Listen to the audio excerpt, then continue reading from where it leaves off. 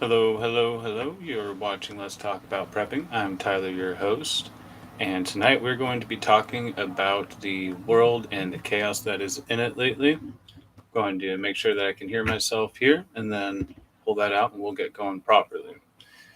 But basically, the topic for tonight is going to be the chaos in the world. One of the main topics I want to talk about is the insane crime, the increase in crime that we've been seeing lately.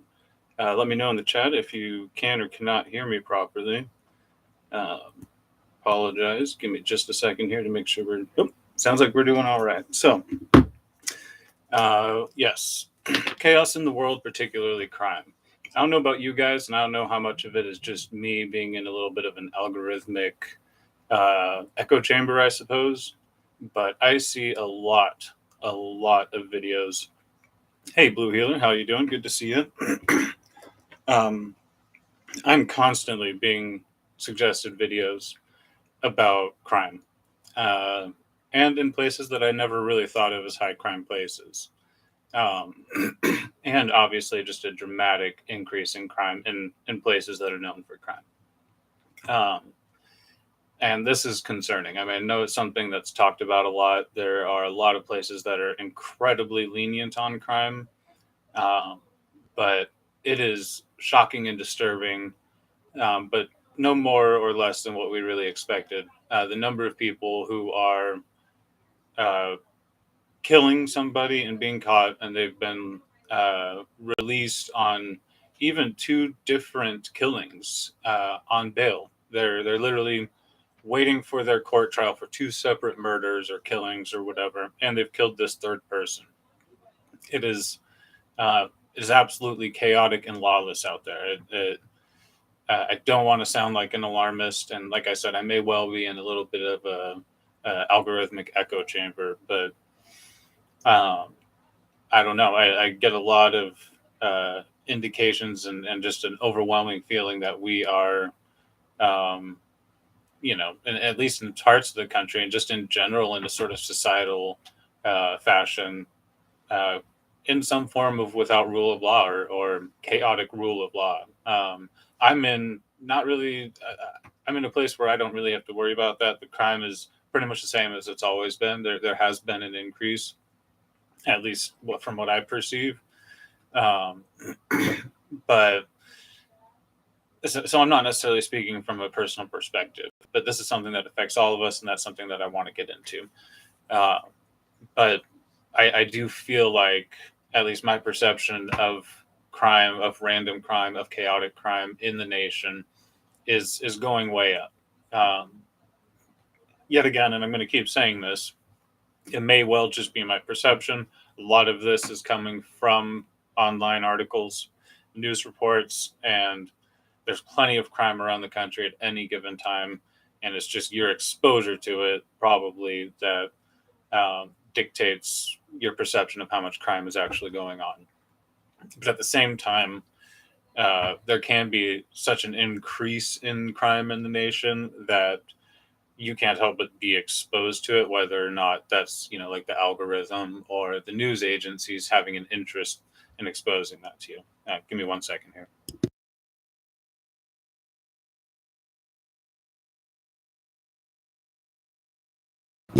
Hannah, I'm glad you made it. I always feel so bad whenever you're not able to show up for one of these. Now, I'm glad to have you here. Really excited to be able to chat with you. So, currently, Anonymous, right on. Good to see you here. Cool. We got 5 people here. So, got a little bit of a chat circle going on. That's awesome. Cool Frog. Hey, good to see you, man. Awesome. I'm glad you made it. Cool. Hopefully, we'll get some other people from your circle in here. Right on. So, we are talking about at least my perception of the increase in crime in America. Uh, Susie, hey, how you doing? Good to see you. Good to see you. Give me a second. So, like I was saying, sorry to belabor the point for anybody who's been listening since the beginning. Um, my YouTube algorithm has been feeding me a lot of news reports about crime. and not just regular crime, if you will. I hesitate to say that because, Corsair Trainers is going to come in here and tell me that that kind of stuff's been going on all the time. But some of this stuff is just wild. Oh, holy crap! Speak of the devil, and he shall appear. Corsair Trainers in the chat. Yep, look at that. That's great. I was just about to open my mouth and say how my perception of the crime that I see is that it's getting wilder. It's getting, it's not just your run of the mill what you would expect crime. I mean, like I said, you were gonna say, criminals been doing wacky shit forever. I mean, it's sort of hand in hand with being a criminal.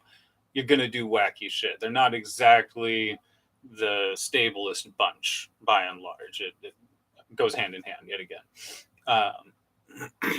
Yeah, like the guy who burned down multiple places and shot at the people who came out and then at the firefighters. Yeah, it just, you hear these stories where there's a lady who asphyxiated her lover during intimate time and then didn't stop for a considerable amount of time and then dismembered the body, scattered it around her boyfriend's mother's house, then took a couple of legs in the head on the road with her in a crock pot. I mean, she was obviously high out of her mind, but, and like I said, there's always been meth heads. There's always been people doing crazy shit. But at the same time, probably shouldn't cuss in the first 10 minutes, but oh well. I just feel like there's so much more of it. I feel like there is the guy who dressed up like an RCMP officer, shot a bunch of folks. That was bad. Yeah.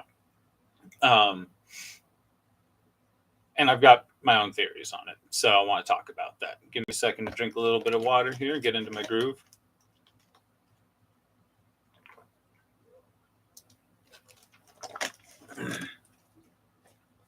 So yeah, go ahead and throw me your crazy crime stories in the chat. Anna hasn't seen it, but lives in a town of 26K. Some chick from there killed a dude in another town last week. That's all she's seen. Yeah, see, I live in a town about roughly the same size, 20K in my town, another 10K in the sister cities surrounding it. And North Idaho, I would say that the safe number would be 3 out of 10 men that you see walking around in a grocery store is going to be open carrying a pistol, and often more than that. And then obviously far more people concealed carrying. So it's definitely, nobody from Washington wants to come over here. I'm sure we're going to start seeing it. In fact, I know I've heard some reports of hoodlums checking car doors at night and stuff, but even that is being reported as, can you believe that someone would be doing that? So, hey, Jessica, good to see you. Happy to see you drop in here. Awesome. Getting Cool Frog, some of his people in here. Awesome. I've been hanging out in Cool Frog's chat. So any of my regular people, I'm going to find a link for Cool Frog as we're doing this and drop it. He has a great group of people.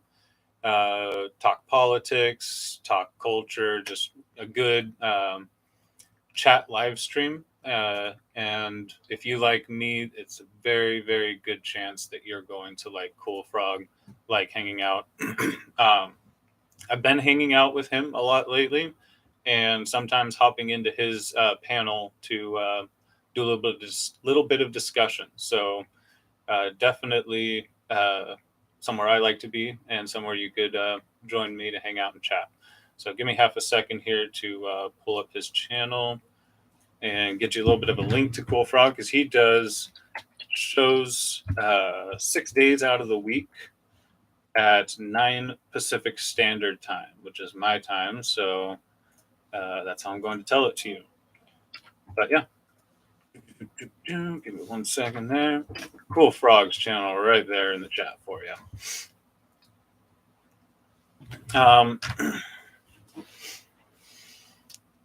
All right. Anna says the county is 65K with only big city, and it's only 26K. So most people live rural this year. Yeah, pretty similar stuff here.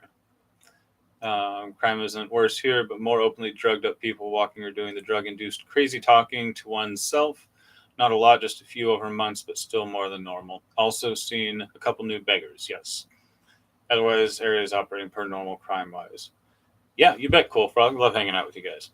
So, yeah, like I said, this is not personal perception. It is definitely something I've been talking to my family about, discussing, real world.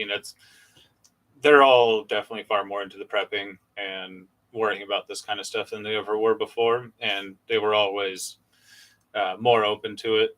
I've discussed this before, but I grew up Mormon, and my family has always taken to a lot of the Mormon, food preparedness and stuff like that. My dad, grew up in Idaho and Montana area, so hunter, Boy Scout, just all that kind of stuff. So he's has the proclivity to be a prepper and enjoy doing that kind of stuff. So ever since COVID's taken off, they've really been getting into the personal dependency. They've been helping with the food. In fact, pretty much taking over a lot of the food preparedness stuff. I basically just contribute at this point to my mother's and sister's efforts to inventory and take over a lot of the stuff. So that's been great. But it's trying to discuss self-defense and being attacked with your female family members can be too stressful sometimes to really be able to talk about as much as you would perhaps like to. But they're all carrying pretty regularly, if not all the time. So we've got all of them, pistols, definitely chalked up on the armory for all the family members. Going to go this weekend, do a little bit of camping up in the north, and a little bit of shooting with everybody. Drops Family Garden, good to see you. Thanks for dropping in. But I've been really wanting to talk to them some more about, for instance, no BS self-defense. Not trying to teach them how to fight, not trying to teach them how to ward off a defender. I'm trying to teach them how to, within 2 or 3 moves, be free and clear and running, or free and clear and getting a force multiplier into their hands to defend themselves. I've been, like I said, watching enough of these violent crime videos, and I've talked about this on the channel before, but I do want to start talking about personal dependency, personal security, because all of this prepping, all of everything that we do. Of course, our trainer is a great one to follow for all of this kind of stuff. He does regular videos on personal awareness, situational awareness, having a plan on what's going, on to respond to anything that might happen to you at any moment. But a lot of that ties into personal security when you're walking around, being aware of if you're, being targeted as a victim, what threats are around you, all of that kind of stuff. They're very basic things that people can and should do at all times. Just literally looking around you and making eye contact with everyone around you is going to filter you out of the victim group for the majority of predators. And that sounds silly. That sounds like might not really make sense how that would work, but the majority of victims of predatory crime of certain kinds, at least, are chosen as victims because they got their heads down. They're not aware of anything around them. And that's the kind of person, there are certain things that a predator looks for, and they're very basic things that you can do to change your moment-to-moment behavior that just put you out of the victim category. So those are the kinds of things that I want to talk to my family about, want to talk to you guys about. Hey, Reed, cool. Good to have you drop in. Good to see you. Long time no see. Yeah. So I want to start talking about some of those basic things that, because I don't want to start, I'm not going to become a self-defense channel. I'm not a self-defense expert. I've learned a lot about it, but I do want to discuss it. I do want to urge you guys to discuss it. I'm going to pull up Corsair trainers here. I want to urge you guys to learn about it. I'm going to give you resources. Rory Miller, I think it was Rory Miller, yeah. I'll get you a link for that. But Meditations on Violence, a great book that is often suggested in the self-defense community.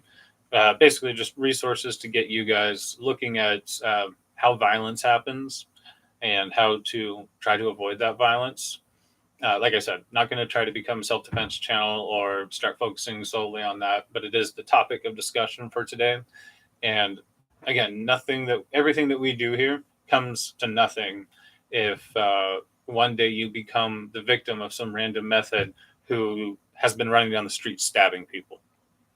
It sure would be a shame to be a prepper, to be solid for 5 years of the apocalypse, totally ready to go. And then a few months before society collapses, you get stabbed to death by a meth head on the street for nothing. So, um, if that's the kind of thing that you can avoid by taking a few precautions, I think that that's worth talking about because, as I've always said, prepping and preparedness, uh, it's about preparing for the future, no matter what it may bring, and no matter what else it may bring. The future is definitely going to bring a series of regular days where, honestly, we may be passing threats or potentially life-threatening situations on a moment-to-moment basis without knowing it. So I want to be talking about that among everything else that we're going to be talking about. So give me half a second here to pull up Corsair Trainers. Looking at that. Bada bing. We're going to drop that link in here so you guys can go. He does regular videos on a variety of very valuable subjects. Give me a second here to catch up on the chat. All right. Anna was talking to the kids this weekend, and they can't fathom being able to just run the streets and get home when the street lights come on like she did. And that's crazy. Yeah. I mean, the 90s was probably, well, the 2000s maybe was one of the last times that people were able to do that. The 2000s, people were already sort of, kids were doing away with that in favor of indoor activities because I know towards the end of my childhood, I was already playing video games inside more often than I had been just a few years earlier. So I do remember when, in my lifetime at least, people of my financial bracket started having video games, started being able to afford video games for their kids. So pretty much after that is when you could, it was a pretty fair chance that the kids were going to be inside as easily as outside. All right. Drops Family Garden, raised up Mormon too, so knows about stocking up. And I've been in a personal SHTF. I'm grateful for the stores of food she had. Yep. Been there a few times. I was just discussing with somebody local, a regular customer, and he was saying, it is pretty clear that most of his food is freeze dried, purpose made prepping food, I guess. And that's fine. I've always suggested staple foods like rice and things like that. And sort of, got into the usual, well, rice, you got to, I explained that we can go through up to almost a 5-gallon bucket of rice a month in my house. So the fact that we have hundreds of pounds of rice doesn't really mean much because that's just a few months worth of eating. No, pardon me.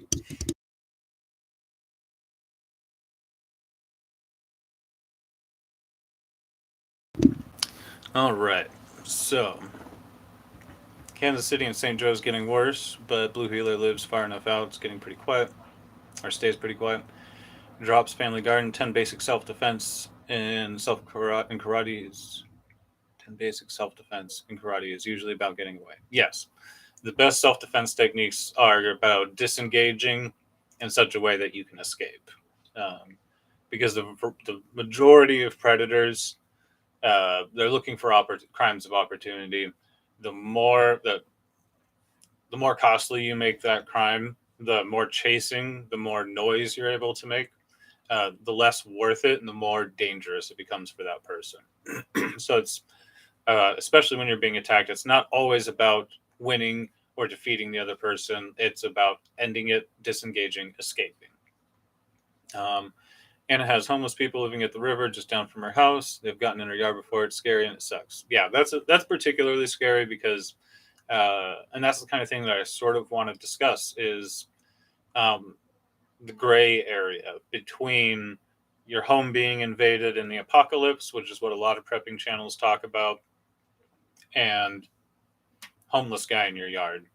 If you shoot a homeless guy in your yard, you're going to jail.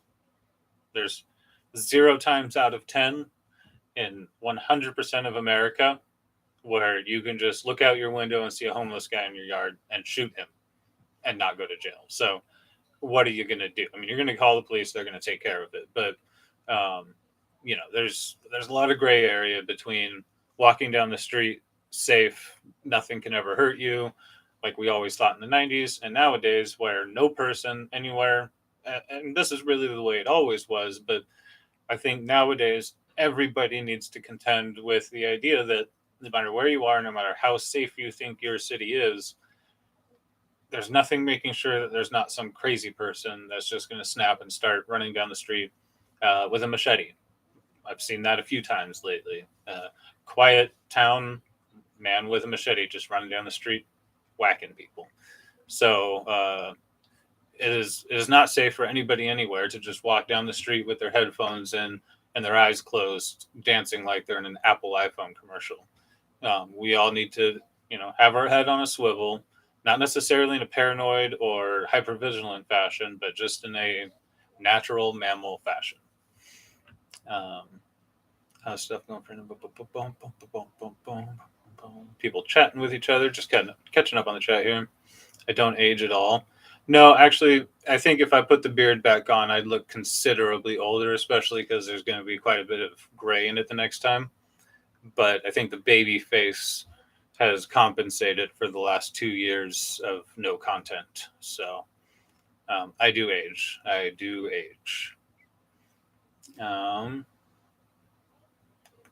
Just you, Steve. All right, good. I'm glad I haven't been buffering this whole time. No longer Mormon. No, I'm not a practicer either, but my family is. Switch to phone. I do not have COVID. I have the vape. I got the vape cough. I mean, I may. Who knows? I should probably get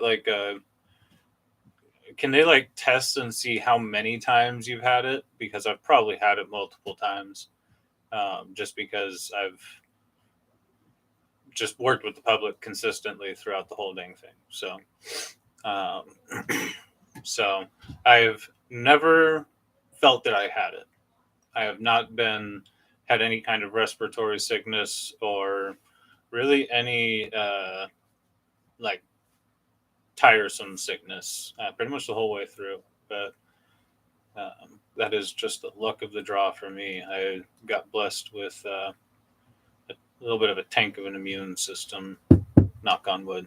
And the kiwis and the fruit help. I eat a lot of vitamin C from fruit. So not that has any benefits, but the placebo effect must do it for me. What did Cool Frog say? Cool Frog, where'd you go? Yes, Corsair Trainers is great. He's no BS. He's ex-military, ex-corrections, ex-police. He's trainer. He does teaches groups in self-defense currently, and all-around cool guy. So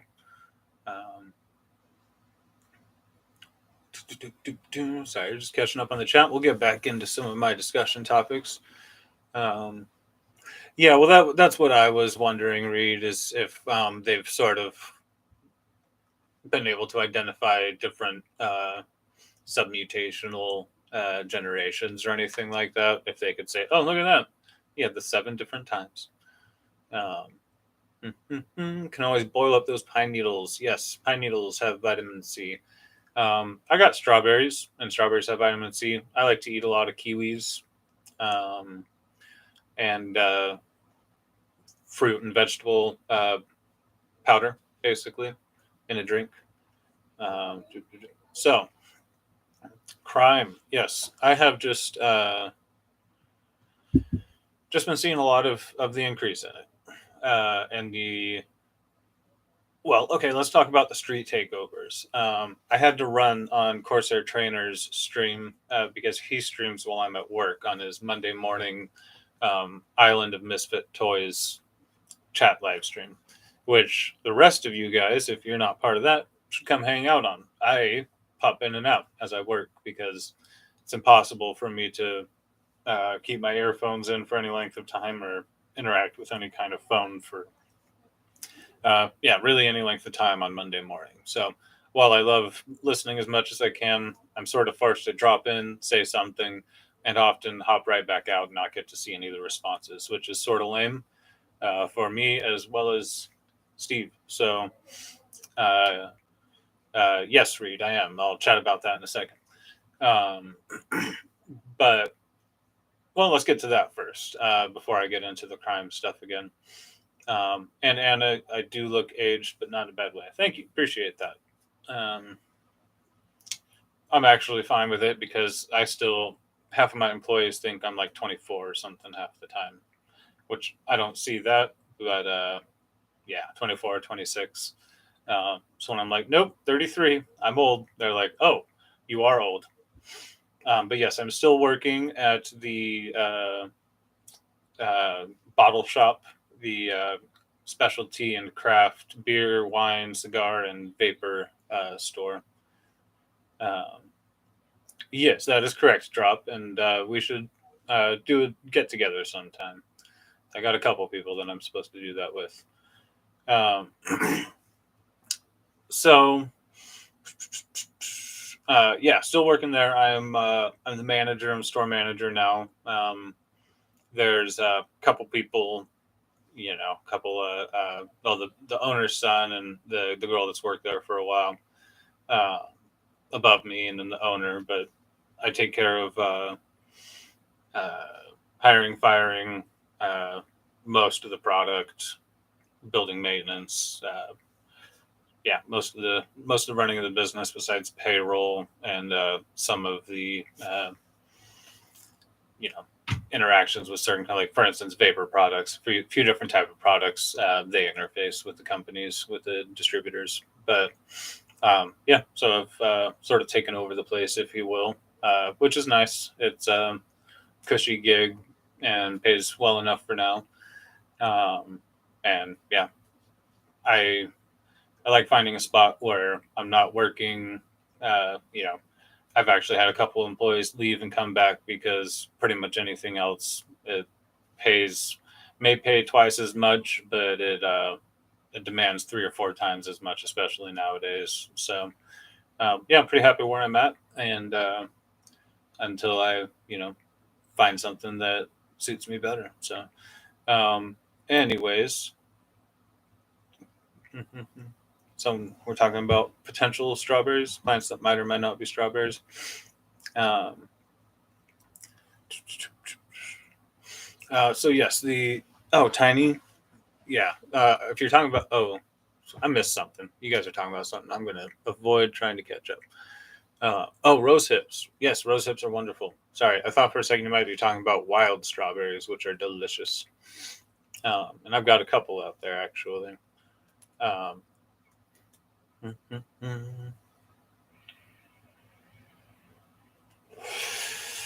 so, yeah, street takeovers. And what does this mean for society? Um, So, for those of you who don't know what I'm talking about, I'm talking about in LA and a lot of the big cities, like a lot of the big cities, um, there's I guess, car culture and just sort of party culture that has taking over entire streets and intersections. And we're talking about like multiple blocks coming out in each direction from an intersection. They It's like a flash mob. I'm sure plenty of you guys know what I'm talking about. But for those who have no context, you remember the flash mobs that would like show up in Times Square, and like 100 people would have a dance routine, and it would look like they all just sort of walked in alone randomly, like normal pedestrians. But then all at once, they'd all start dancing in a choreographed dance routine. That concept of prearranging a thing through social media like Snapchat or TikTok or these things has been taken to crime.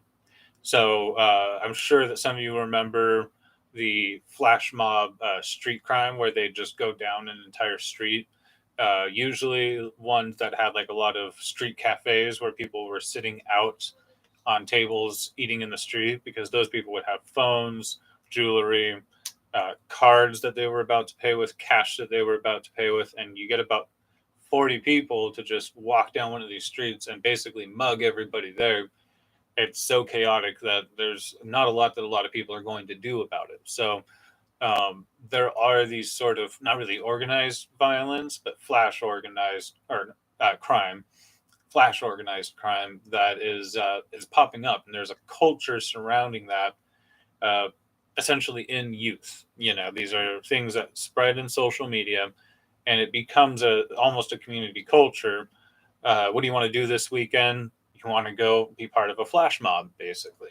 And lately, what they've been doing, and like I said, it's this part surrounds car culture, in cities like LA and stuff like that. They're getting a bunch of these people with, rice burners and muscle cars and stuff like that. They will arrange to block off the ends of streets, let the regular drivers out, and then simply have sealed off the streets. And they'll do a couple of these in different places. And at any given time, in a lot of places, the police response is not only so stretched, but also it's even if it's not horribly stretched, this kind of event requires a very overwhelming response. Everybody's got to meet up at the station, gear up. I mean, if you're talking about riot gear and water hose trucks and stuff like that, it's a large production to get one of these riot responses or large disturbance responses together. Um, and so it's not exactly something that just having enough police to do just means that on a moment's whim you can cobble together a riot response and be able to actually do anything about this without, if you just send 10 cops into something like this, there's a fair chance that you end up with a very ugly situation going on for pretty much everybody involved. So to a certain degree, sometimes, yeah, the response is don't do anything about it. Yeah, Steve says it's a real issue down there. Not everywhere, but folks like to say it is. Yeah. Um, yeah, I mean, I wouldn't say that it's just dangerous to go into LA. I mean, anywhere that you go, exercise the appropriate amount of caution for that area, no matter where you are. Not just caution, but due diligence in everything. Um, for instance, if you carry a gun, know the reciprocity of your license. Know the rules about needing to declare your gun. Just there's so many things. Anytime you leave your locality, it's. I mean, the due diligence could be a fair amount of research to figure out what the laws are and what kind of rights you might be sacrificing by going to a place. You need to know if you're in a stand your ground or a duty to retreat state, and also if you're, I mean, just everything, all kinds of legalities. Some states it's very dangerous to carry cash because basically they have some localities have very untoward police departments that will find any reason to seize cash and prescription drugs if you don't have the proper prescription container for it and proof of the need for the prescription. Well, that's a narcotic drug, and those, you might be selling it, so I'm going to take that cash. That is a big problem in some places. So no matter where you go, cover your ass and know the rules and the norms in that place. I wouldn't say stay out of LA. I definitely would say, as with any place, don't go the dangerous places at night, stuff like that. Definitely don't try to make your way through street takeover. Mind your own business. But I can't imagine living in one of those houses on one of those street corners where there's a half riot, half party going on outside your house, and it's maybe too scary to leave, even if you want or need to, and try to make your way through the crowd of chaotic people. Pardon me a second. Let me grab some water.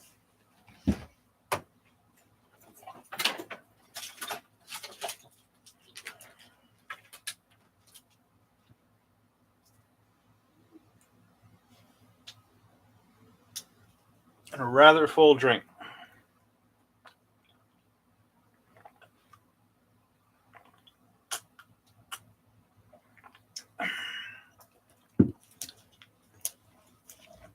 Oh yeah, of course our trainers is in the chat bragging about going to a Motley Crue, Def Leppard, Poison, Joan Jett concert. Yeah, what were you saying about that? You said that was pretty good. Most of them still sounded pretty all right.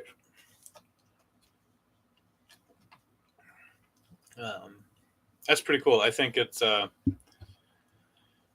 pretty awesome that there's so many classic bands. I guess we would say seasoned, old bands on tour either again or still. When I say this, people are always like, "Oh no, they've always been around," but uh, it's cool. It definitely seems that there's a lot of bands sort of making a revival, I guess. But it's cool.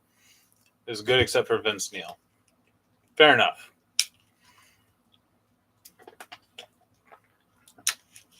I think anytime a musician, celebrity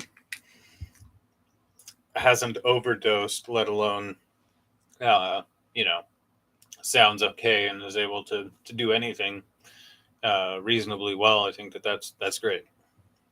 I'm sure we can all think of a couple that aren't looking too hot after all the drugs and good times. So yeah, I would not want to be in one of those houses near one of those street takeovers. I wouldn't want to be in the Capitol Hill area of Seattle. I hear plenty of stuff coming out of there pretty regularly. Yes, actually. I'm going to read some chat and then go back to this Capitol Hill in Seattle thing I heard about this morning. Anna says 6 years ago, stepson fell in the river at the dam with his friends, got pulled in. Am I your stepson? Took rescuers 15 minutes to get there. Took 4 minutes for people to post on Facebook. None of them helped the kids. Just stay in the prescribed areas of travel in LA, says Susie. Steve says singing "Every Rose Has Its Thorns" along with several thousand other people was pretty cool. Yeah, no, I imagine that would be a pretty cool feeling to get to go to a concert and sing classics with a bunch of people who appreciate them with the band who made them. I should make a point to try to, Spokane has quite a few good concerts at it. A lot of places make a point to stop there, so I should be able to find something cool soon. I don't watch for concerts, so I always miss them. I always hear about them because my friends are going, but it's too late to get any decent or inexpensive tickets. Hello, Tilly T. Good to see you. Vanessa. Hey, good to see you drop in. Thanks, guys, for joining. Look confident when you're out. Walk tall. Yes. Tilly's talking about situational awareness, how you present yourself, whether you present as a victim or less of a victim, an inopportune target. Like I said, walking around, I mean, the person that someone who wants to attack somebody or mug somebody, the last person they're going to attack is someone who has 4 bodyguards. Now, the basis for that is there's very little opportunity to attack that person from, make a blind attack to bum rush them as they open their car or as they pass a blind alley in the dark. One of those bodyguards is going to see you coming and tackle you. So you have no opportunity for attack. It's a very inopportune target. Scaling it back from having bodyguards, you've got a very paranoid person with a knife in their hand walking around looking behind them. A literal meth head just thinking they're about to be attacked any second. Nobody's going to attack that person because there's very little opportunity to attack them. Scaling on back, you've just got a normal dude walking down the street. He's upright. His shoulders are back. He's got decent muscle tone because he's not a slob. And he's just sort of, as he walks every few seconds, he sort of looks to the side with his peripheral making a sweep backwards, sort of looks to the side again, peripheral to the other side. There's very little chance that you'll be able to approach him without him noticing. Again, less opportunity to successfully attack.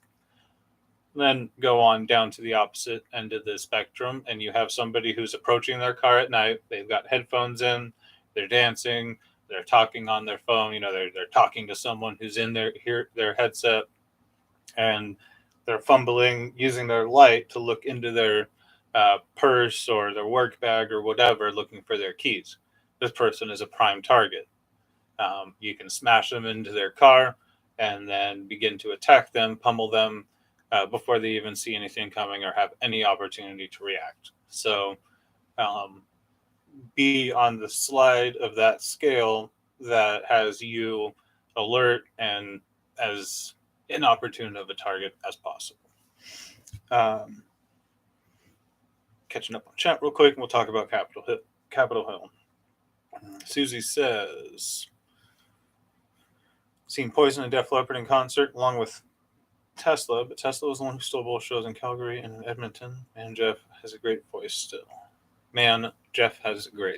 still. Seen Tesla with Leopard and Tesla blew them away. Everybody on social media talked about me being a bad mom for letting my kid go 2 blocks away to fish. He was almost 15 years old. Scary as fuck, but it turned out okay. Yeah, I have almost died in a very similar situation.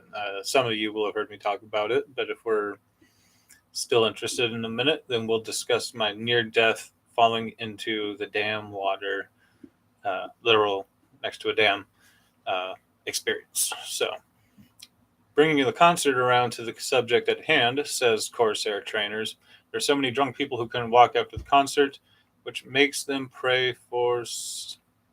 Makes them pray for some, for somebody who's a predator. Yes, stumbling around drunk makes you a prime target.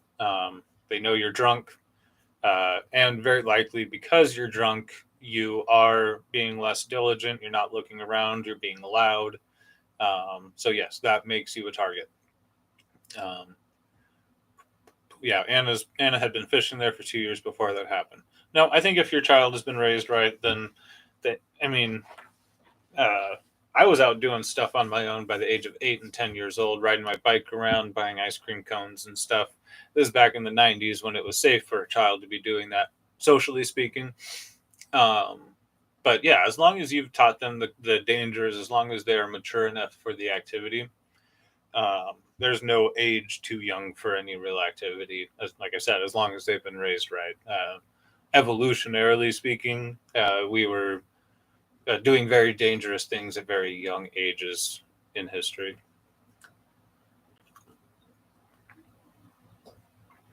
Deadhead, hello, how are you doing? Good to see you. Says, who would have thought opening the prisons and turning the criminals loose would have disastrous consequences? Yes, and I did say it at the very beginning. Some of us have said this will be the inevitable result of a lot of policies, bail policies, prison policies, pandemic, prison emptying policies, the lack of a proper mental health care system of really any kind, but especially for dangerous, mentally unwell people. There's a lot of policies that have led to this situation. And as ugly as it is exactly the thing that many of us have said is going to be the result of those policies. So, I do hedge my bets and say perhaps I'm in an algorithmic echo chamber when I see all this stuff on YouTube and on online. Usually a lot of this stuff that I see just on a passing basis is because Google online is suggesting it. So again, algorithm. But I do think that it is a real thing because it is what we expected to see. It is the expected result. And also because I perceive that it's not just the algorithm. I perceive that these places should not be having this kind of crime, this kind of violence, and that the nature of the crimes individually themselves are suspect. Alice Cooper's a great band. I'm gonna catch up real quick. Jeremy, how you doing? Glad you're here. Good to see you. Saw us live. I'm doing well. Just working away and decided to finally get in here and do a chat. Got 10 people in here at the moment. That is awesome. Thank you all for joining. Kane and Rollator. Vanessa, I'm not sure on that one. I might ask for a little bit of clarification on the comment that said Kane and Rollator, don't underestimate others. I think that's about security and self-aware, situational awareness, self-defense type stuff. But let me know. Reed says to Anna, people need to mind their own business about a 15-year-old being out and about on their own. Yeah, just because he ended up in a dangerous situation didn't mean that it was dangerous for him to be out fishing on his own and doing that kind of thing. Especially when it comes to that kind of unique water situation. I mean, people, he knows it now, and definitely a lot of people are unaware of the dangers of, bodies, masses like a dam in the water. But it's crazy the response of people to it. So, Susie saw that. Anna saw that concert. All right, we're almost caught up when you get to Capitol Hill. Used to fish around the weir in the Bow River. Lots of drownings. Yes, weirs are very dangerous. People underestimate very basic water features in bodies of water and rivers. Can't say Reagan didn't turn out the crazies he did. The Elbow was a bad area. Yes. The Eileen Dam on the Moyer River up in Boundary County, Idaho, almost killed me once. Living the dream, just been chatting and talking about the chaos of the world, largely so far as it has to do with the crime, just the wild, weird crime that we have been seeing going on. Shaw's Prospecting, how you doing, buddy? Good to see you here. Good to see you. All right. Vanessa was always in the woods fishing and collecting wood with the brothers from a very young age. Oh, Rollator is a four-wheeled walker. Oh, you're using that? Is that what you were saying? So actually, that's interesting because if that's what you're talking about, that ties into what I'm about to talk about. Doing well, Shaw. Doing well. Drops fam.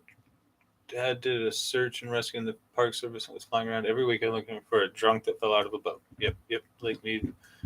Yeah, Lake Mead. Puddle Mead. Yes. Puddle Mead nowadays. So I saw an article about a man in Capitol Hill in Seattle. So that's the Chaz Chop area. That was the Capitol Hill occupied protest or autonomous zone at various different times. The Antifa BLM continuing protest.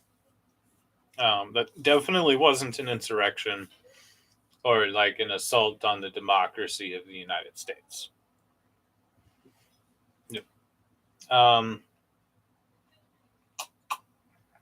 Yeah, Shaw. By big boy toys, do you mean like guns or like mining type shit? Because I'd love to go down in a mine with you sometime. Guns are also fun. We could use guns to mine. Big damn guns. Awesome. Shaw's Prospecting, guys, follow him. He does claims on mines. He has multiple mines that he has claims on, and yes, I remember that, Shaw. And he will also, lease claims or whatever you do. But there's a lot of mines in my area that have been abandoned, and in fact, a lot of the times they were just abandoned one day. And the way that they did mining back in the old days, they were blasting new heads to the tunnels. So, exploiting veins and stuff. So there's just stuff that they would walk past to go to their job at the end of the tunnel. So basically, you can claim one of these mines and dredge it out using a pump and just claim the stuff that they were leaving on the side. A lot of the tailings have a lot of stuff. So he ends up basically taking these mines and claiming the stuff that's just sitting around inside of them. So really cool stuff on his channel. He is local to me, and he would come into my store and just show me little nuggets. So it's pretty cool stuff. But yes, I would love to go shooting with you. Reed here in the chat is asking me if I'm still enjoying the AR-10 that he assembled and FFL'd over to me. So I am. I love that thing. I really wish YouTube didn't have its rules because it's just sitting just right over here, and I'd love to show it to everybody. But pretty soon, maybe even this weekend, I will get a produced video up and maybe share that gun with everybody. It is my little baby. I do love the AR-10 platform as much and more than I ever thought I would. Um, more bang for your buck, if you will. Definitely a little bit spendier, but honestly, not so much spendier than the 5.56. That why wouldn't you just have that? Even AR-10s are pretty reasonably priced compared to some AR-15s. Obviously, it's scaled for quality and things like that, but Reed hooked me up with, pardon me, Reed hooked me up with a very great little machine, and I'm just absolutely loving it. Haven't had any jam, any kind of problem, any failure of functionality at all. So, good on you, Reed. You know what you're doing. Um,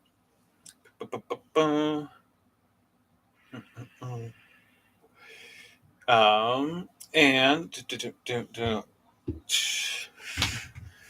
let's see. Yeah, it's $1 around for me right now. Most of the mines are. We have rivers and lakes that can be dangerous when peeps are unaware. Lesser Slave Lake, shallow lake, and has lots of sandbars, so no speeding boats. Please forgive me. I'm going to attend to something here real quick, but I will try to be minorly entertaining as I do it.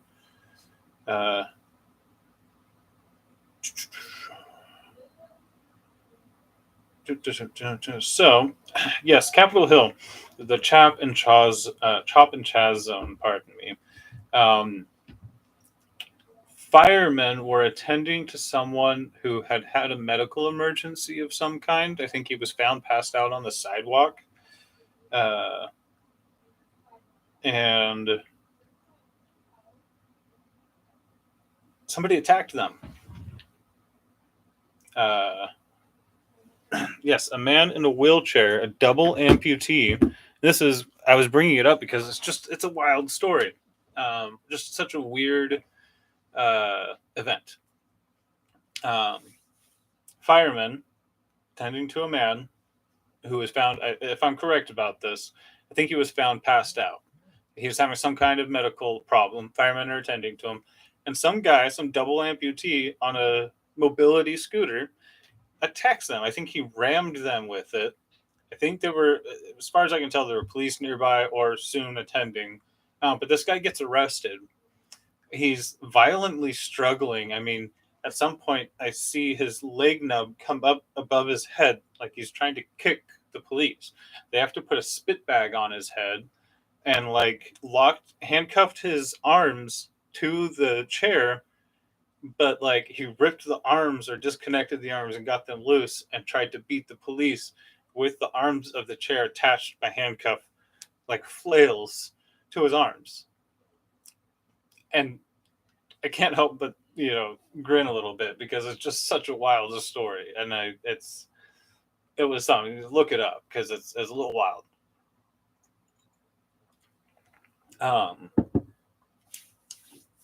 And honestly, a little goofy. I mean, wonder if it was the wheelchair guy who was at all the protests. I wouldn't be the least bit surprised because it is literally the capital of. I mean, not literally the capital. There's other places that are probably far more the capital of Antifa or whatever. But no, I wouldn't.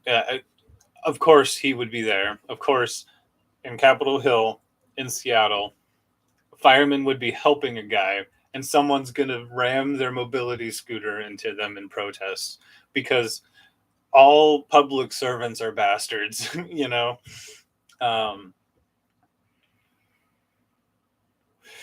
Mr. D says EMS and fire here gets routinely attacked and blocked on a more or less regular basis. Happens in certain areas at least since 2015. Sounds par for the course for Seattle. Shared me out. Thank you, Shaw. Appreciate that. That wasn't the video that dropped. Saw thugs were wrestling, and then one of them got in their car and tried to run everyone down, ran over a guy in a wheelchair in New York City. Yeah, Capitol Hill, no less. That's wild drop. Yeah, I mean, I'll probably do a news, start doing a wild news segment or something like that because it's wild. It's wild, some of this stuff happening, and not just goofy, not just straw brained or harebrained or whatever. Some pretty, dark stuff is going on. And, to bring it away from crazy violent people, it is, well, let's get a little more serious. It is a result of the times. It is a result of, um,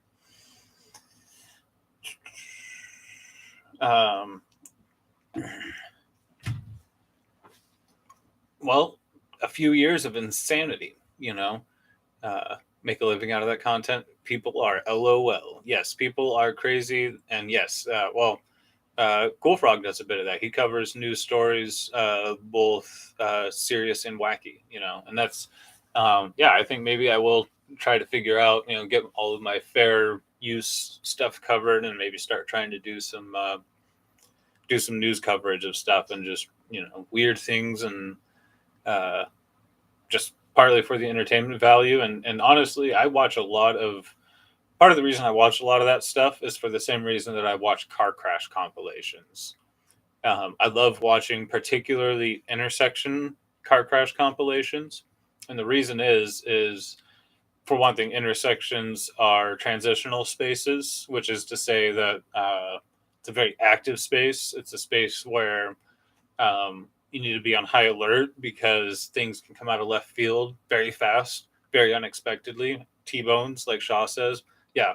Ever since I started regularly watching car crash compilations, when I get a green light and I start going out into the intersection, I double check both sides, double check.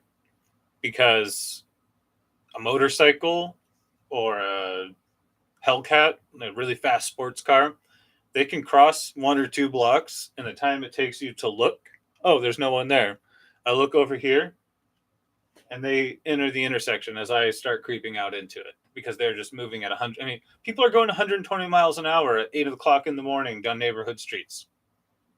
Like, that used to be like the kind of thing that you'd heard happen in Florida, and you're like, oh my God, I can't believe somebody was doing that anywhere in America. Now people are just doing it regularly. A person cannot, and should not drive down the street anywhere in the world without assuming that someone's doing 120 miles an hour on an intersecting street. And so, watching car crash compilations will make you aware of these things that maybe you've never seen. Hopefully, you've never seen. I've never seen a horrendous car accident. I've witnessed car accidents where somebody died, and that is horrendous. But I've not witnessed just a 7-person death, pile up kind of thing. But by watching car crash compilations on YouTube, I have the awareness that may happen, and I am properly alert for it to happen. So for the same reason that I watch those car crash videos, so I can be aware of how these things happen, what I should be cautious of before learning the lesson the hard way, is another reason to watch these, for the same reason I watch Active Self-Protection or Corsair Trainers. Now, Corsair Trainers shares a lot of great knowledge and perspectives and things like that.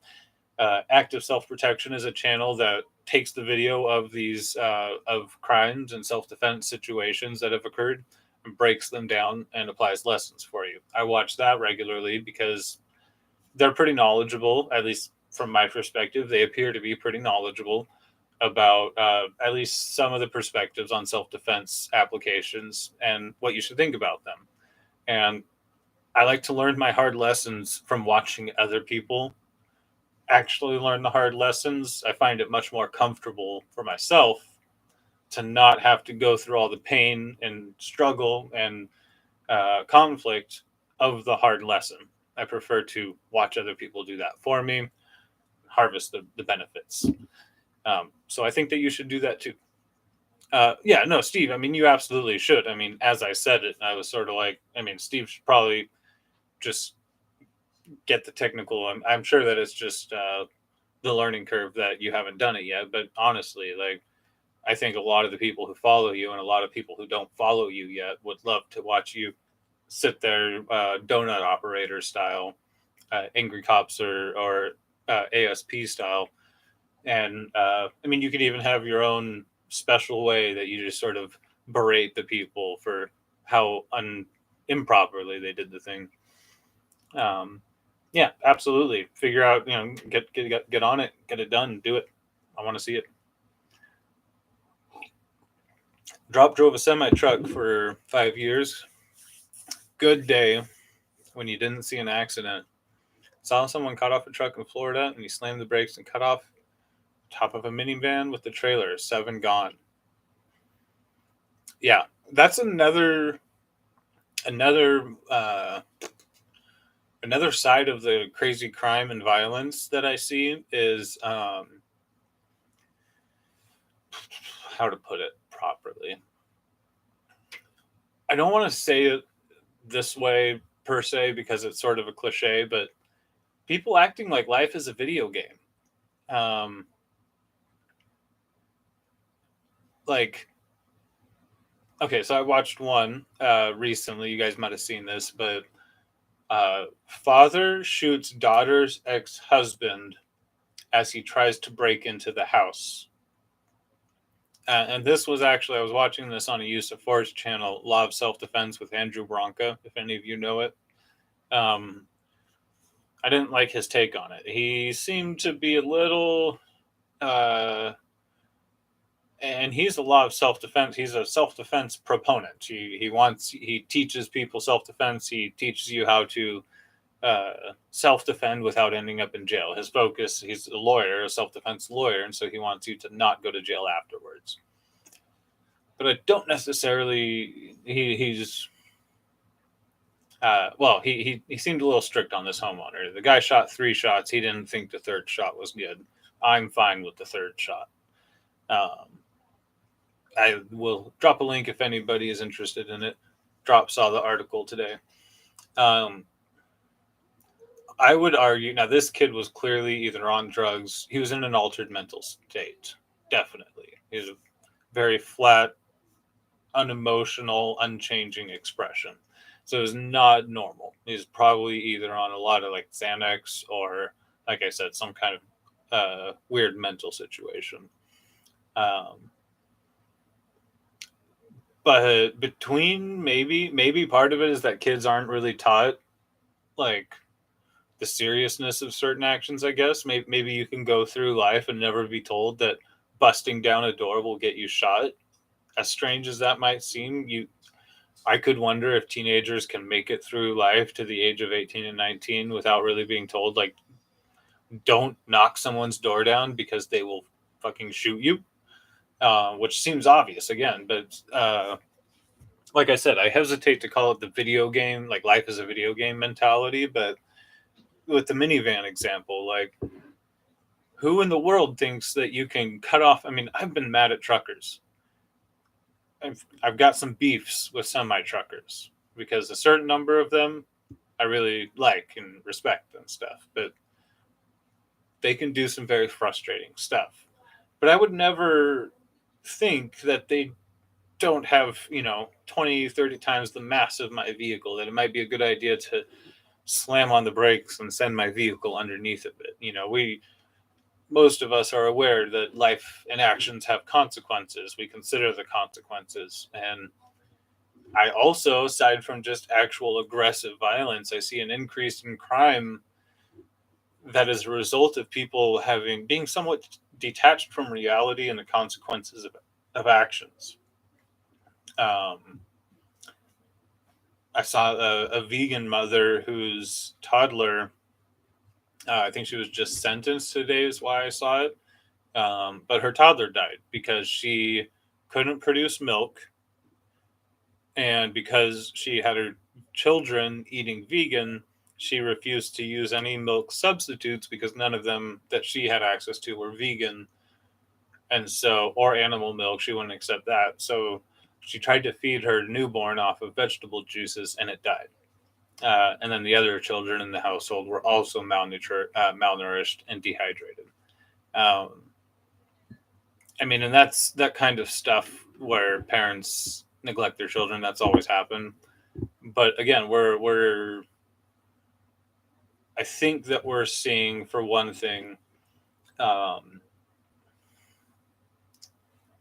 I have a theory that at any given time, a certain percentage of people, there's a gradient of craziness.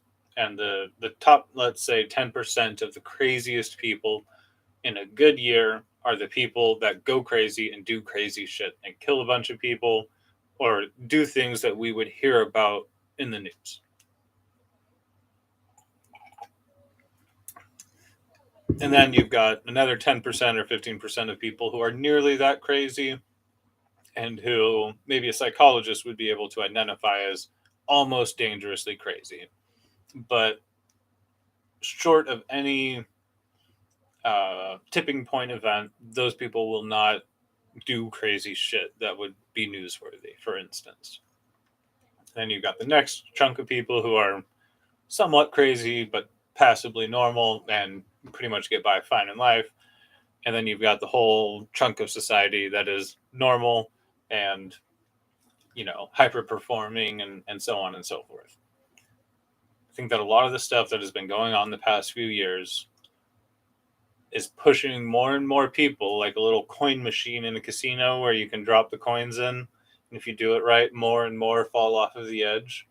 I think that all of the things that are happening on a day-to-day basis, on a year-to-year basis, pandemics, lockdowns, wars, rumors of wars, natural disasters, economic troubles, all of this stuff, it sends more and more almost crazy people over the edge. I think that far from, just anything else, this is an Occam's razor, simplest perspective kind of thing. The more chaotic, stressful stuff that we all feel the burden of on a day-to-day basis, everybody's been drinking more, everybody's been smoking more, all of this stuff. That's sending people who are just barely hanging on to consensus reality over the edge. And we're seeing them pop out and do crazy shit more and more often. So completely aside from all of the political policies and stuff like that, I think that we are just seeing more and more of the people who are crazy and barely hanging on. We're seeing more than normal go over the edge. Anna just learned about rear view mirrors on her car. Typical.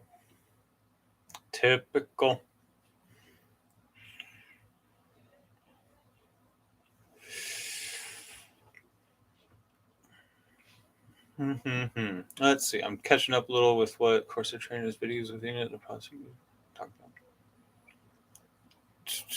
Interesting. Mr. D is just asking Corsair train. Oh, use of force stuff. Okay, gotcha.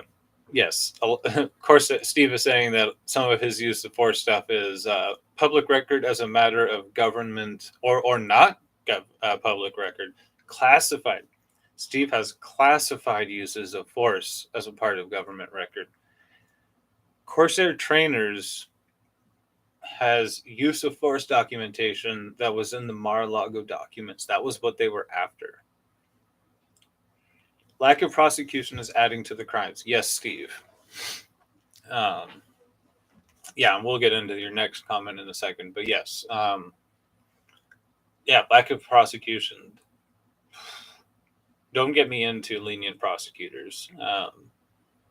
You look at some of these crimes, that even the ones that I've talked about, and you look at what the people are actually getting charged or prosecuted with, it is ridiculous. I have seen some of the most heinous of crimes, not even pled down, but literally charged downward for ridiculous reasons. Or not for ridiculous reasons, but just no apparent reason. Just what I would perceive with, I've got a layman's perspective, but an educated layman's perspective. First degree murder, like misuse of a deadly weapon. Like, no, this is murder. Just very, very egregious under prosecution of obvious crimes. It is ridiculous. It is ridiculous, and one could say nearly seems coordinated. There's also the social aspect, as in people thinking the thug or gangster lifestyle is cool. Yes. That is TikTok and Snapchat culture, essentially. Um, that is the young person's. Yeah, I mean that is sort of the society of the young people. They when they interact to a certain degree, it is. I mean, there are obviously subcultures. There's plenty of nerds and jocks and stuff like that who don't have the gangster undertones to their interactions and stuff. But I deal with a lot of young people, and the leading uh, the cultural cues are taken from sort of that gangster lifestyle to a certain degree. Um, and in general, that's just cultural. It's just like manners of speech and stuff like that. Plenty of good kids who follow that cultural lifestyle. But it has these little gateways into crime culture, I guess you could say, um, where, well, and just, I mean, fucking communists. Um, there is an overlap between communism and a lot of this stuff where it provides the excuses to do the crimes, the things, Um, it's fine to break in, loot, and raid an entire store because um, it's owned by a CEO, or it's insured, or um, they're exploiting their workers. Basically, there's all of these communist excuses for crime nowadays that, uh, lacking anything else, a person can basically excuse any behavior for social justice reasons. Because there are so many social justice causes that basically everything falls under that umbrella at this point. Um, why, Anna? When should I use my emergency brake, and why would I need to? As often as possible, and for any reason. Pretty much just watch Fast and Furious and use it at least as often as they do. They're using it like lightly because they're going fast. But yeah, you should basically just be cranking on that thing almost all the time.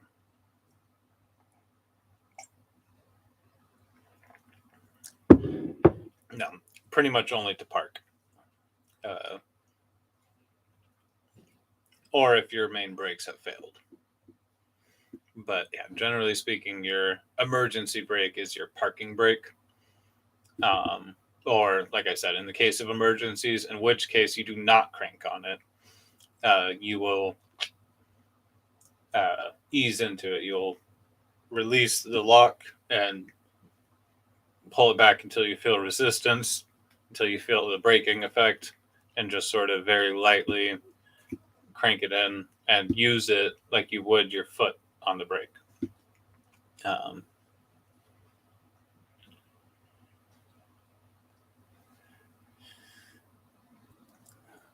or in other times, yes, Mr. D,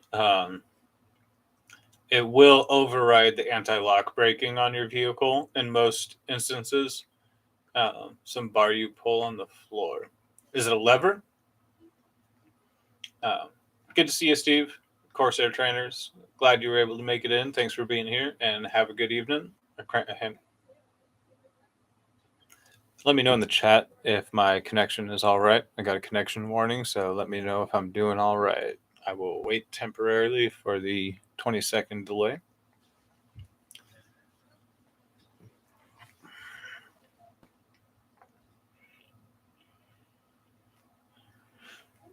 Right by the door on the floor. You got a left side lever?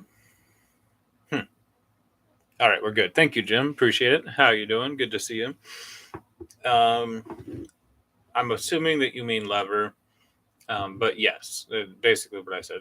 Some vehicles don't really have an emergency brake; they just have the parking brake. Usually, modern like Subarus and stuff like that. Um, so yeah, if you have if it's a brake that you can apply by increasing tension, um, then that is one that you would use while the vehicle's in motion. Generally, a lot of other ones, like even the foot applied one, those apply so quickly that I would be very hesitant to use it at speed. Susie, thank you for dropping in. Good to see you. Catch you next time.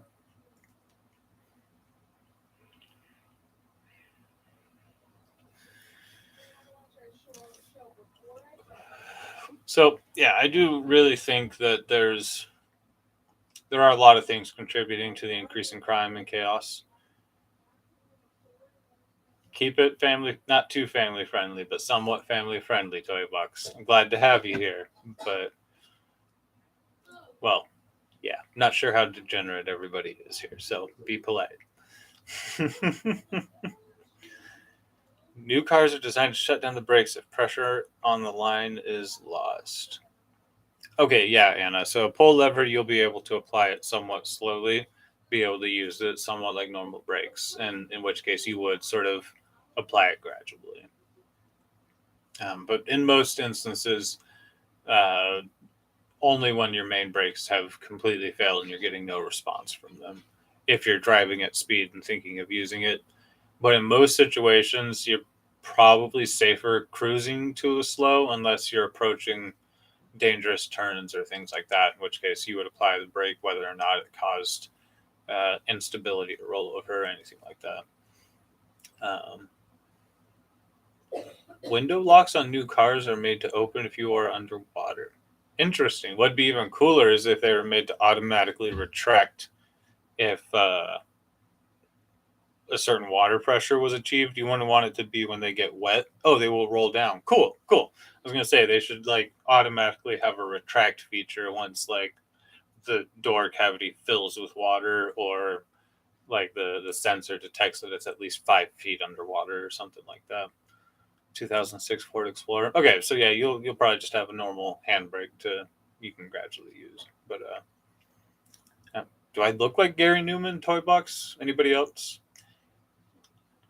About 10 years ago, I used to be told I looked like Bradley Cooper, but I think I've changed enough of my parents that doesn't apply anymore. No more pushing cars into lakes. I don't think this is from personal perspective, Toy Box. But yeah, people be crazy nowadays, guys. So watch out for it. And I don't think it's just violent criminals. I think that there's a lot of things that are contributing to people going off the deep end, doing crazy shit. But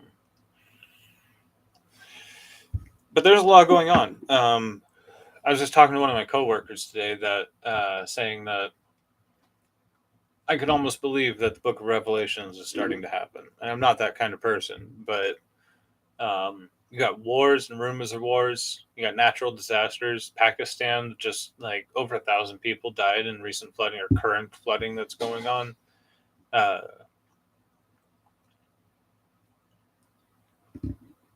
So yeah, it's. I mean, there's just crazy stuff. There's a lot of natural disasters going on. There's instability everywhere. I mean, most of us are going to be here in America, and I know. Oh, Mr. D, I'm sure you're gone by now, but thank you for joining. Good to see you. Have a good one.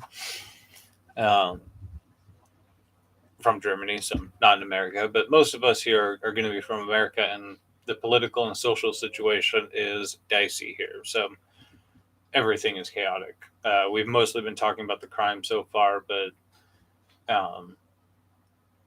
most metrics that you could use to analyze the world are getting crazier and crazier. I think that that's a pretty safe statement to make.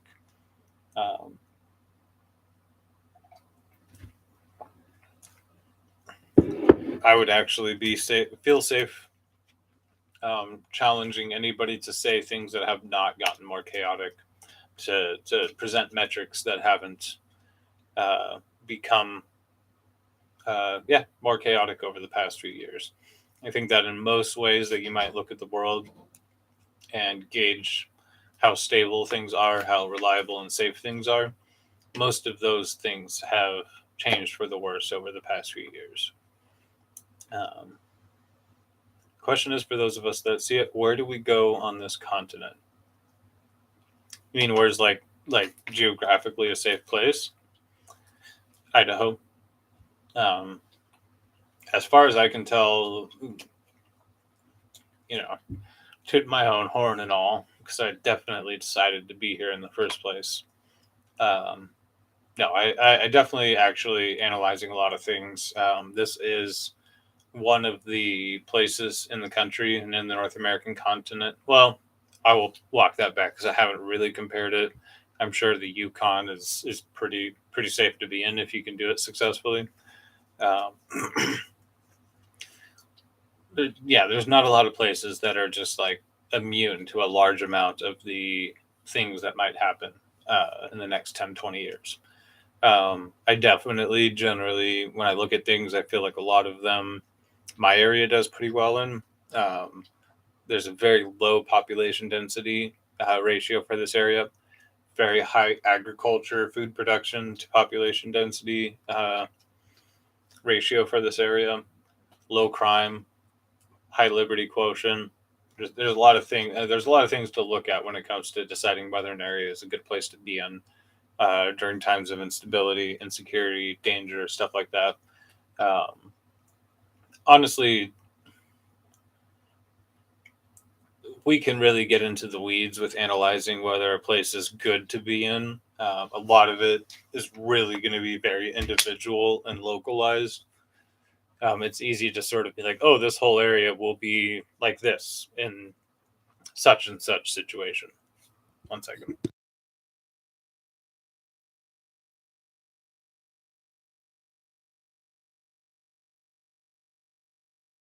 But yeah, like Drop is saying, short of like nuclear attack maps,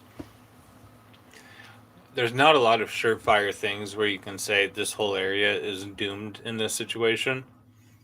I will say that a lot of the eastern seaboard is a pretty scary looking situation if even something as simple as the food supply becomes really dicey. The population to food supply to transportation, I guess I don't really know how to say it, but the amount of food that needs to be pumped into the East Coast for how dense the population is. You just think about how much food needs to be shipped into just New York City alone, its entire metropolitan area, and all that. There's not a lot of farmland in New York. A lot of that food is coming from other places. Um, Mimsy, good to see you. Glad you could make it. Thanks for dropping in. Awesome, awesome. Um, so, two of the first things that I look at whenever I'm analyzing whether a place is good to be in most situations is the nuclear target maps, basically military bases, nuclear silos, major metropolitan areas, continuity of government sites, Washington, D.C., stuff like that, Detroit, major airports, CIA bases, stuff like that. Don't be in the top 2 or 3 thousand likely targets in a nuclear exchange. Beyond that, population density. Um, just start thinking of things that you wouldn't want to be near in the most likely situations, and then be far from them or have a plan to get far away from them. Um, I'm not within nuclear strike distance of anything that anybody is going to want to send a nuke at. I'm not downwind of anywhere that anybody is going to want to send a nuke to. I'm very far from most population centers that might diffuse and spread out into the area. I'm in an area that is definitely able to protect itself from any kind of golden horde thing that might go on in my area. So there's just start looking at those kinds of things. Am I near a city that has 8 million people in it? And what does it look like when 8 million people spread out into the countryside around? Do I want to be in that countryside when 8 million people diffuse out into it when food supply becomes scarce? Stuff like that. It's difficult because you never know what situation we might be facing. So trying to prepare for all of them, uh, difficult. Relocating, pretty much, I mean, not impossible, but very difficult for most people. So, but those are the things that I would look at first is what are the threats that you're most worried about? And what are the simple, what are the areas that just completely avoid the majority of those things? If you're not If you don't think that nuclear war is a problem, then don't worry about that. I think population density is one of the main things to look at because no matter what the situation is, even honestly, just in day to day life, I want to live as far away from the majority of people as possible. And I think that that's a sentiment that a lot of us probably share. So, population density maps are your friend. Um, Also, look at resources like water and food and protection. Yeah, definitely look at the security, the crime rate of the area. Water availability is huge. I mean, if we're talking about prepping, then yeah, uh, you want to be somewhere with a lot of water. I'm somewhere with a lot of water. There's water, rivers and lakes everywhere around me. So my area won't be hurting for water in like pretty much any situation. Pardon me for a moment. I'm going to go open my window and get some ventilation going now that it's evening and it will be sufficiently cool outside. So, one moment.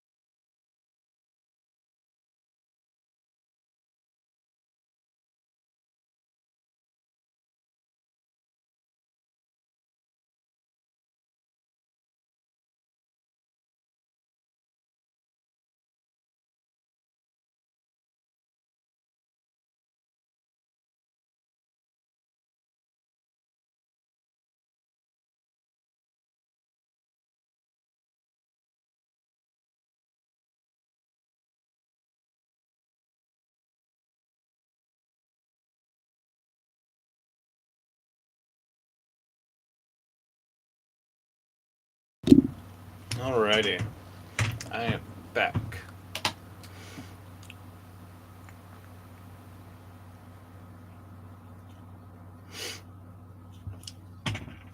All right, just catching up on chat. So, um, I think we've discussed crime pretty well.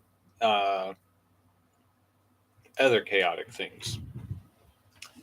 Supply. Uh, I don't know if you guys have noticed it. Yeti at large.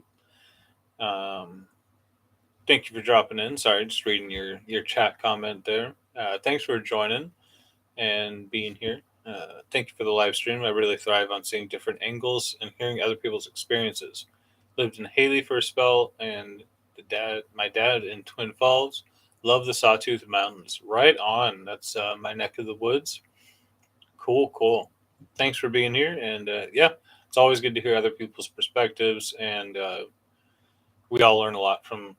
Well, sort of like I was saying earlier in the video, from the car crash compilations and uh, violent attack breakdowns. We can all learn something from everybody else, and usually we can learn a lot from other people. Uh, yes, plus a lot of vets in this small town, heavily armed. Yeah, pretty much the whole Northwest has a pretty high ratio of veterans in the population. um, Also, artisan wells. Yeah, wells do pretty well around here. Drop. Um,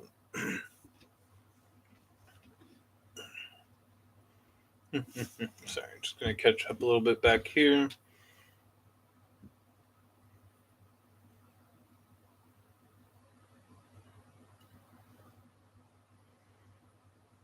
So yes, spied out solar. So spied out solar so adequate is. Sorry, you lost me a little bit there, drop. But yeah, supply. Um, I'm definitely not going to act like there's a food crisis or anything like that, but I think we can all agree that things are spotty. 1 week or 1 month, this might be out, and the next month it's back, but something else is out. I deal in retail, and I can sort of see how supply is working in the beer industry or the tobacco industry or the wine industry. Uh, uh, can build a Dowd from scratch if I need to. That's pretty cool, draw. Um, So at any given time, a lot of the major beer producers will be out of product, or they'll be out of a certain type of packaging to provide, whether it's their 12-ounce bottles or 16-ounce cans or whatever. Um, so while that's not alarming necessarily or foreboding news necessarily that a single given product is out, I think it's very, very, very safe to say that supply and manufacturing in America is not even close to getting back to where it was before the pandemic.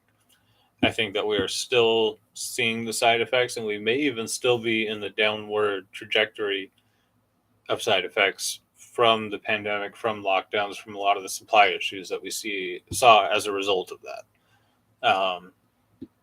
And I think that that's a source of chaos going forward that doesn't really have a foreseeable end in sight. Um, Again, I'm not trying to be alarmist on that particular issue because it does seem to be within the realm of individual manufacturers or individual sectors of an industry failing to keep up with demand. So when I say that, I mean like a lot of the time, whenever one of the major beer manufacturers is out of something, I'll be told why it is, and it's because they're having a hard time getting glass bottles, or they're having a hard time, pardon me, getting some burps from this Huckleberry lemonade. Hair of the dog should help.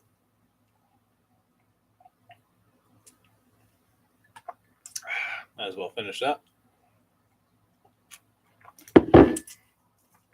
So, when one manufacturer can't get glass bottles or aluminum cans of a certain description, I'm not too alarmed by that.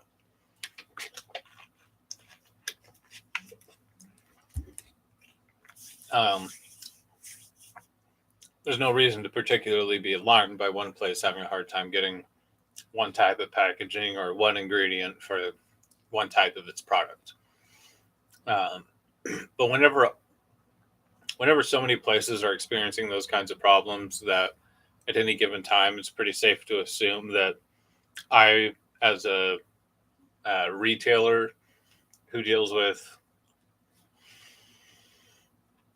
I personally deal with at least 20 distributors, and then the back office deals with at least another 10 or 15 more when it comes to all the distributors of products. I mean, Pepsi, Coca-Cola, the local Budweiser distributor, the local Coors Miller distributor, the various craft and import and obscure beer distributors that I can order through, tobacco distributors, all these different things. I deal with a fair cross section of supply for my area, for my sector of the industry.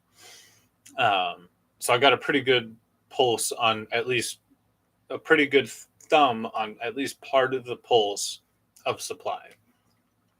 So again, on one hand, I'm not particularly alarmed by it because it's sort of my day to day that, um, oh, Miller can't provide, 1/4 of its portfolio. Whatever, that's pretty normal.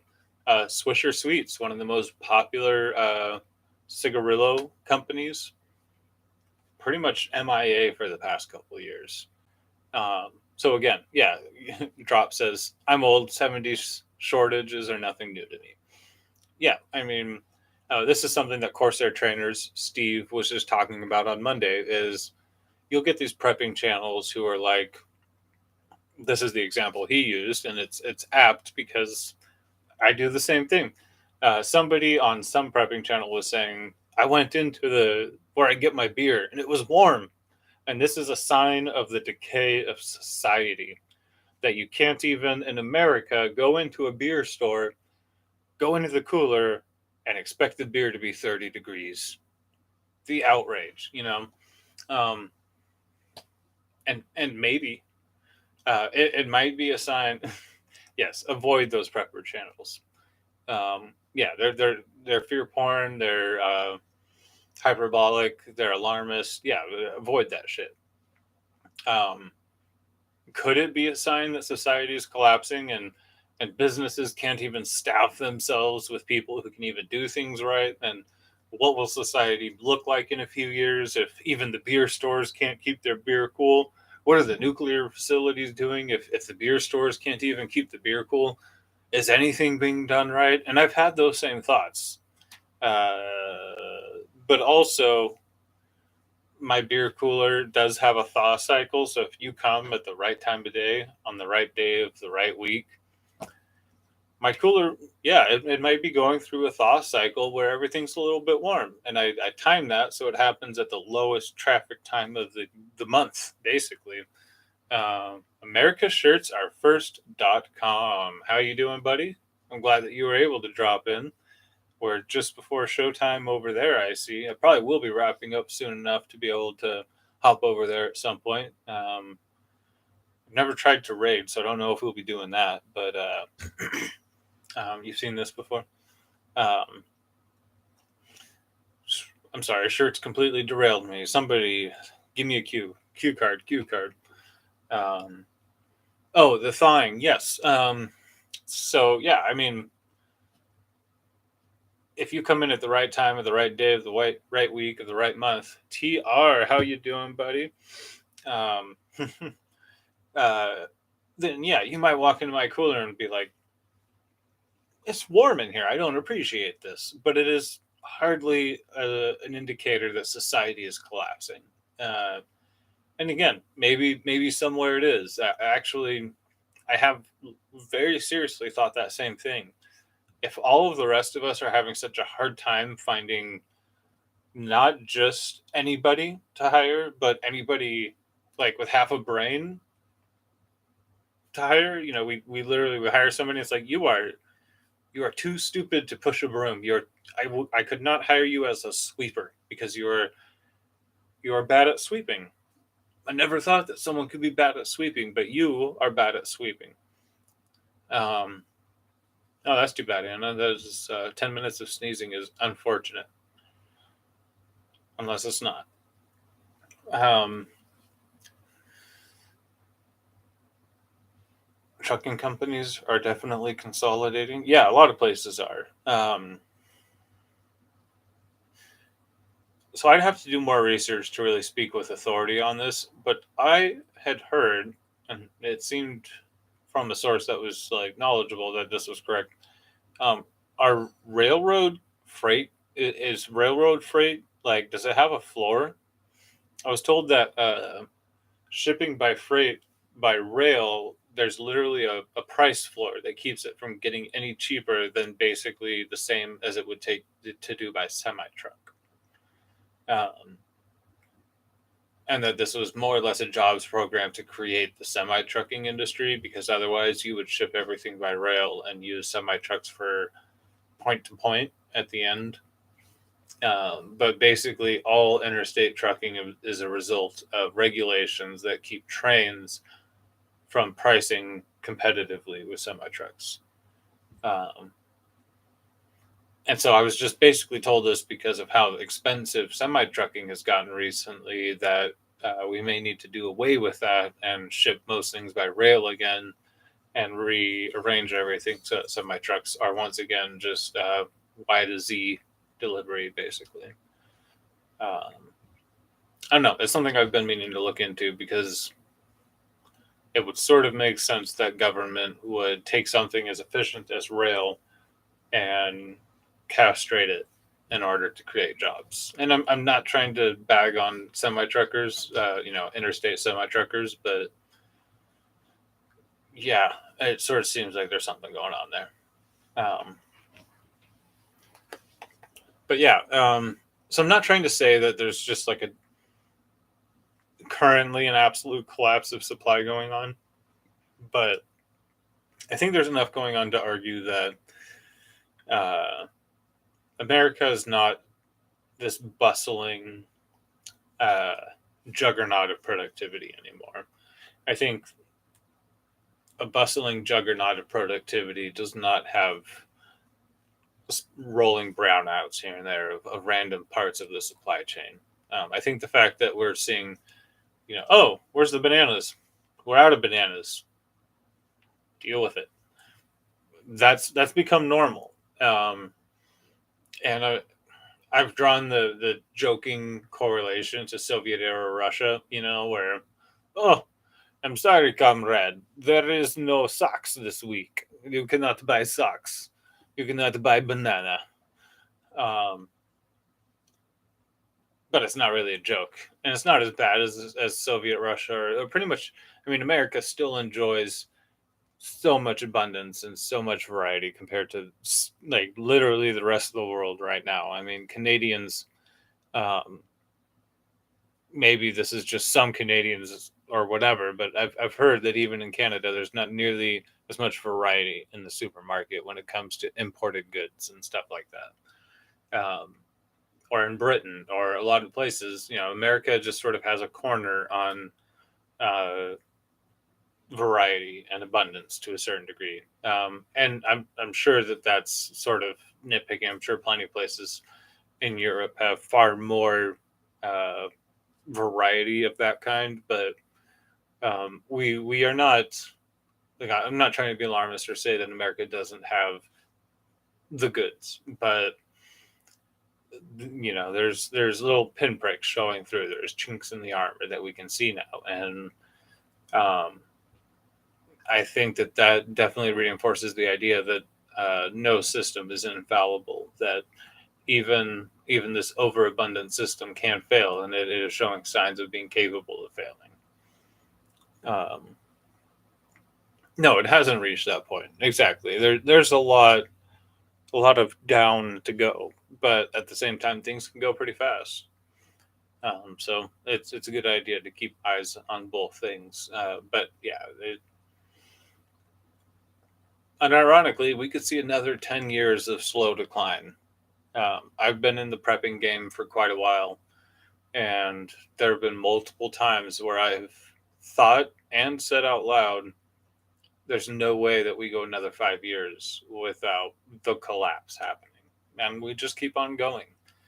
Um, so, yeah, we could go another 10 years with things just slowly getting a little bit shittier continuously, little bit by little bit, without the big one happening. So, I always hesitate to be an alarmist or to over exaggerate or to look too far into any red flag or anything like that. But at the same time, things are getting pretty dicey.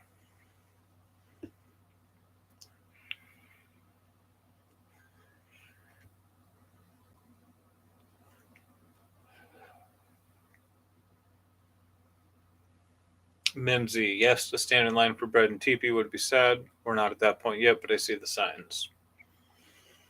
I think some people have been there in the past couple of years, to tell you the truth. I do believe that in some places, like big cities and stuff, not necessarily purely because of supply, but because of the restriction. Like, we're making sure that each person only has one, or in order to buy toilet paper, you have to ring out at the normal register and bring your receipt to the toilet paper line. There have been special lines for certain things. Snake River Illuminati confirmed. This is a Snake River Brewing t-shirt. So that's just a part of the job. Now, whether or not Snake River Brewing is a front company for the Illuminati, you're just going to have to figure out for yourself.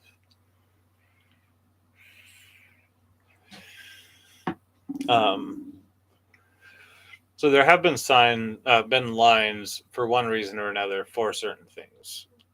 It's not Soviet era bread lines, but it's not American era, like, you know, way too much on the shelves for what's going to be sold that day. Drop says just in time, JIT, just in time shipping may go away, but there will always be supplies. Yes. Yeah, there is a wide berth. There's a far spectrum between um, just in time shipping, which is literally some places get a shipment every day or multiple times a day to keep their shelves up to date because they have so little backstock that, I mean, if you're in LA and your supply warehouse is just a few blocks away, then yeah, you can get replenished multiple times a day. If you're a small computer store, you smell you sell laptops. You probably smell laptops too because you're in a small building. You're surrounded by laptops.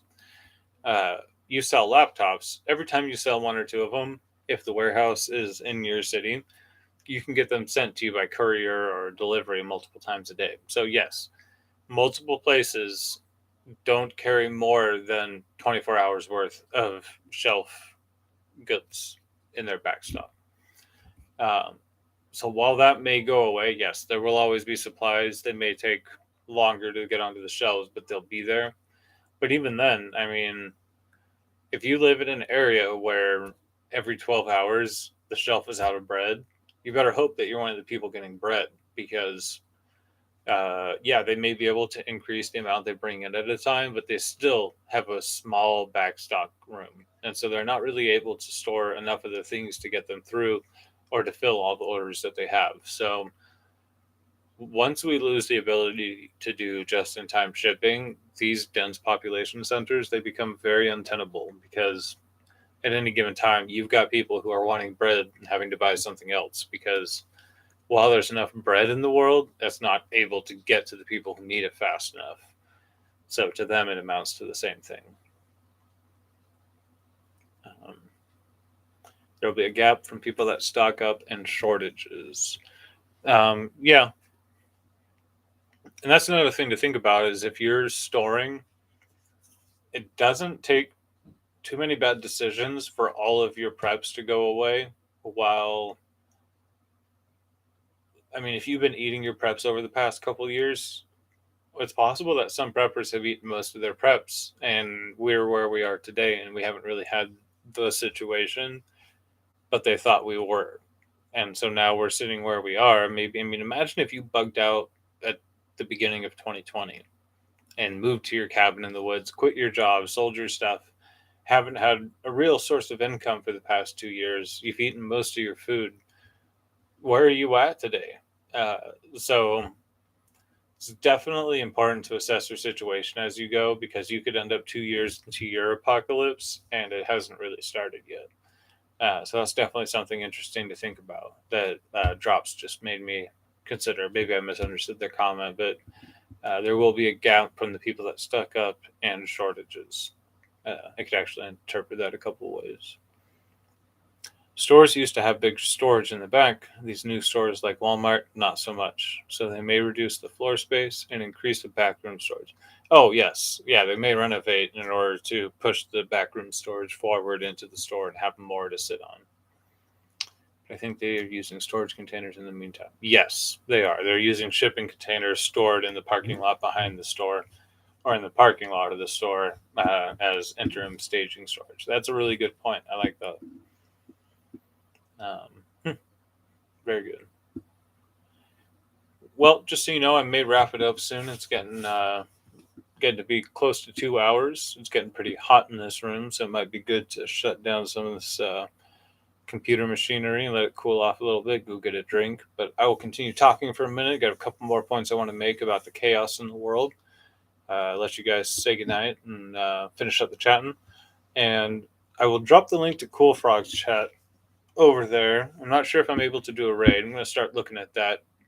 Thank you, Mindy. I will be streaming again, and I will be trying to make produced content, edited videos on specific topics for people to consume, to watch. Because live streams are great, and that's what I'm going to try to be doing the majority of here soon. But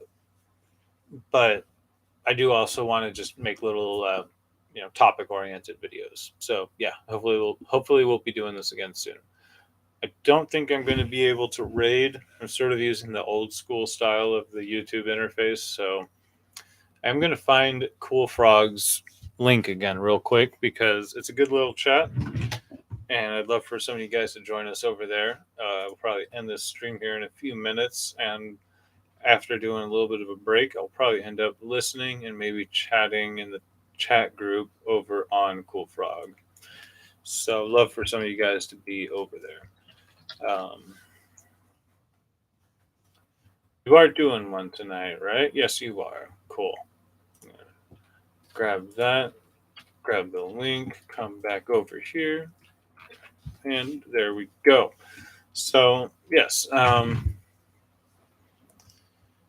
Okay, cool, Frog. No, I can't even find a raid button here to click, so I don't even know what I'm doing. Ooh, I can create a poll. Look at that. I have not hardly live streamed since options have been unlocked for me. I should really get back into this. This is what I get for taking a 2-year hiatus.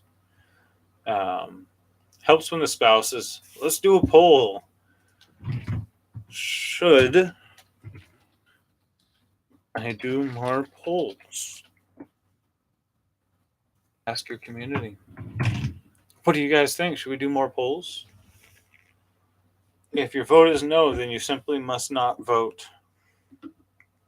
100% of people so far say yes. Bare minimum to support necessary appliances, but adding more soon. So drop is used to have the big storage in the back. I think okay, yes. So it might be good to have solar, wind power, and batteries. Drop does. They have a bare minimum to support the necessary appliances, but adding more soon. Very nice. I don't have solar or wind. I have generators and some extent of battery ability. So not very good on the electricity front, but it's definitely something that we're addressing soon. I do live in North Idaho, so spotty on the solar and spotty on the wind. I'm in the mountains, so yeah, the energy production is a little bit of an issue, but we do have plenty of wood for heat during the winter, so that's not the issue there. But as for electric commodities, that's not great. So I mean, not great as in you're limited to your fossil fuel stores. Yep, we've got a dual fuel generator, propane heaters, uh, multiple wood stoves that can be installed, everything that we need to install them when the time comes.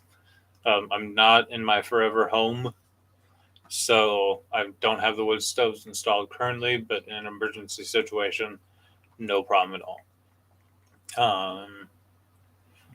But yes, dual fuel generator. I mean, we've got plenty to be able to produce as much energy as we need time to time, but we don't have our permanent energy solution set up, basically. Pardon me. When people were looking for TP, I was looking for snacks. I keep 200 rolls at all times, but I grew with farmers and ranchers, and that's normal. Exactly, Drops. Ready to roll. Cool Frog is getting going. I will be dropping off here and performing some food and personal necessities and getting over to Cool Frog. So thank you all for joining.